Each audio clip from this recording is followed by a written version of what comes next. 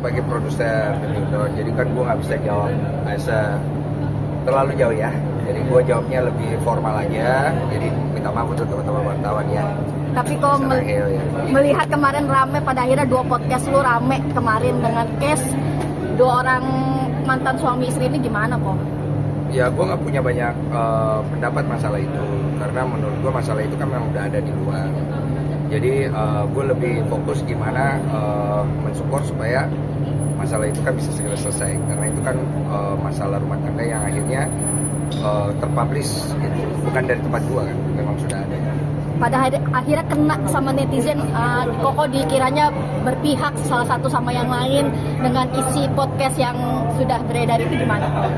Gue membaca 2 sisi. Jadi sisi yang A, sisi dari pihak RO fansnya bilang kalau gue berpihak pada Sarwenda karena pertanyaan gue kurang.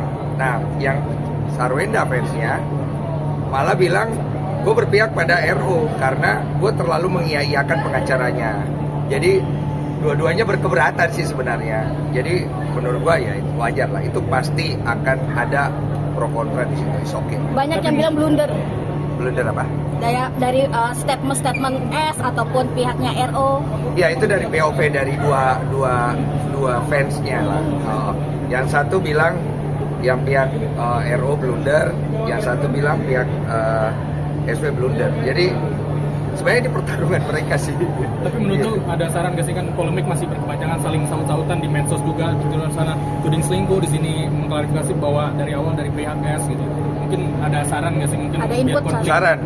Saya pikir semua orang pasti pengen mereka damai lah, ataupun membawa masalah ini ke ruang pribadi lah, paling itu. Kok mungkin jadi pertanyaan, apakah Koko mengundang mereka semua atau seperti apa? Kan gue udah cerita, masuk gue cerita lagi. Awalnya kan dari Sarwenda, kemudian nggak mungkin lah kita nggak undang dari pihak RO, karena ini kan podcast sebagai media kan. Karena kalau satu sisi kan kesannya nggak both side, nggak bagus gitu. Jadi sebelum terima Sarwenda, kita juga invite dari Koruben supaya kalau dia berkenan hadir, tapi akhirnya yang bisa hadir dari pengacara. Ada ketakutan sebelumnya kok artinya menerima permintaan mereka untuk menyuarakan haknya? Iya, ada satu ketakutan yang mana saya takutnya nanti malah jadi pada blunder.